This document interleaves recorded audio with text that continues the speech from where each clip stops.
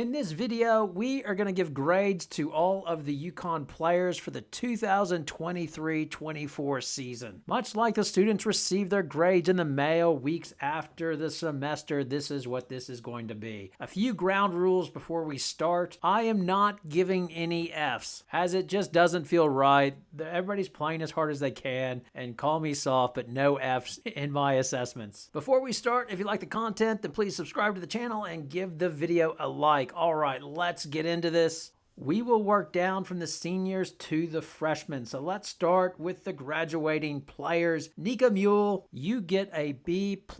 Her numbers were not great this year. She went for 7 points, 4 rebounds, 6.5 assists, but she was very efficient, shooting 54% from the floor and over 40% from three-point range. Beyond the numbers, she was just a good soldier and always has been during her UConn career. Her direction from Gino during the offseason was become a better shooter. She did that. In a lot of ways, she had one of the biggest adjustments with Paige Bueckers coming back, as she had the ball less in her hands. And I think at times some UConn fans have a difficult relationship with her. They love her. They love her intensity on defense, her attitude and everything. But at the same time, she drives them crazy with turnovers and passes. And you're like, what are you doing on this? But overall, a very solid UConn career. Good luck to her in Seattle. Hopefully she makes the team. But it will be tough, as their backup point guard, Melbourne from Australia, she's pretty good. Aaliyah Edwards, she gets an A from me. If it wasn't for Aaliyah Edwards, then UConn would have been in a lot of trouble over the last 2 to 3 years, especially the last 2 years, as she was the one thing UConn could depend on up front when everybody else was dropping like flies. In a nutshell, she's a blue-collar worker. She brought it every day, and she got better over the course of her career. That's really all you can ask, is solid development, putting in.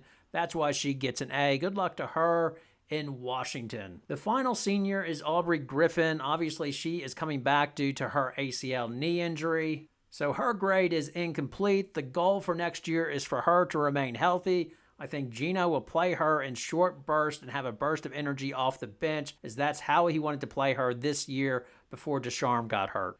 Now for the juniors. First, Paige Bueckers. She gets an A+. She returned, she stayed healthy, and reclaimed her position as a superstar, beating Juju head-to-head. And man, I really would have wished they didn't call a moving pick, because I want to see what she would have done with that ball in the last seconds of the game. The goal for her in 24-25 is championship to complete her resume at UConn. AZ Fudd. Unfortunately, another incomplete. I plan to do a more detailed video on her in the upcoming weeks. The goal for next year is for her simply to stay healthy. I am really curious to see how they manage her minutes next year when she returns from the ACL. She'll be 12 months around November. I think she had the surgery after the Texas game.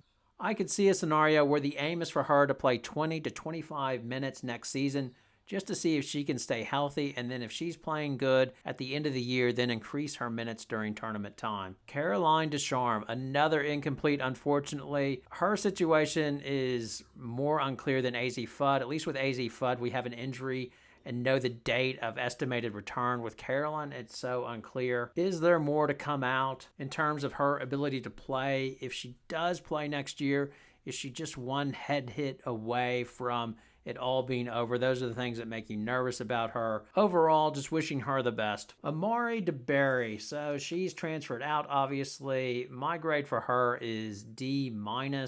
Unfortunately, she just did not develop over the course of her career. Can you really say that she's any better her freshman year than she was her junior year? If anything, she regressed in terms of her play. What is more disappointing is she came to UConn as rated the number 15 recruit in the country, and they desperately needed her this season just to provide toughness inside and rebounds, and she just wasn't able to deliver that. You could see that Gino Auriemma gave up on her after the Kansas game. In the Grand Cayman tournament, like prior to that, she played okay versus UCLA, didn't put up any numbers, but nothing glaring. But in the Kansas game, she just let the other post player just post her up down low and just do whatever she wanted. Enes Betancourt, she gets a C from me. There wasn't much expected. She was a late signing. After Paige Bueckers did her ACL knee injury, she played as expected. She got in a crunch time in one of the games and hit her free throws. good on her for that. And she's, more importantly, she is transferring out, which gave UConn more space to add to their roster through the portal. So overall, I would give her a solid C. She delivered what UConn wanted. Yana Patterson is incomplete, so she was ruled out during the year due to her knee injury. In some ways, I'm more worried about Patterson than I am about AZ Fudd, as her knee has been a chronic condition, and how will it respond? The key thing this year is seeing, is she going to be practicing early, and how's she going, and is she doing back-to-back practices? And now for the rookies. So first we'll do Jana El-Alfi. She gets an incomplete as she had the Achilles injury over the summer in the World Championships, and really she's the big mystery for the 24-25 season. Will she be able to be the center that UConn needs, that rebounds and a defensive enforcer? It seems like she'll be fine on offense. She can catch the ball, work from the high post. She'll fit in that way well with UConn. I think most UConn fans, if they're honest, wouldn't mind having Regan Beers sign through the portal to UConn and develop El-Alfi slowly, but to be determined. Ashlyn Shade. It was an A for Shade, as she over-delivered. I don't think many had Ashlyn Shade in the starting lineup for the UConn season of 23-24.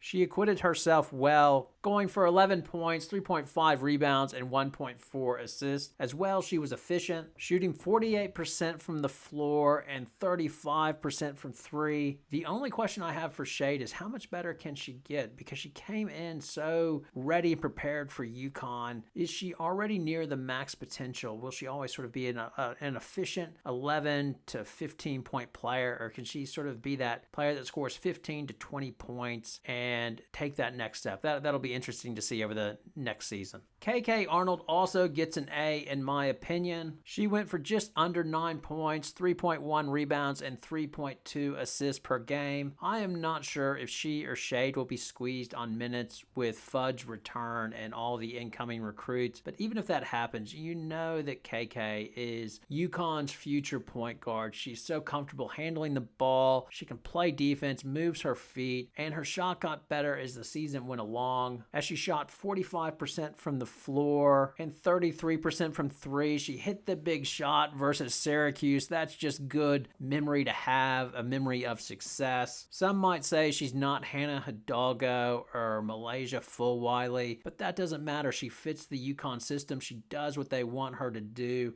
and I think she will be a good future point guard for UConn. And then that leads us to Cadence Samuels, who I would give a C. She was average this season. She had some good moments. Maryland, she was hot during that game as well. She gave some valuable minutes versus USC when Shade was not having her best game.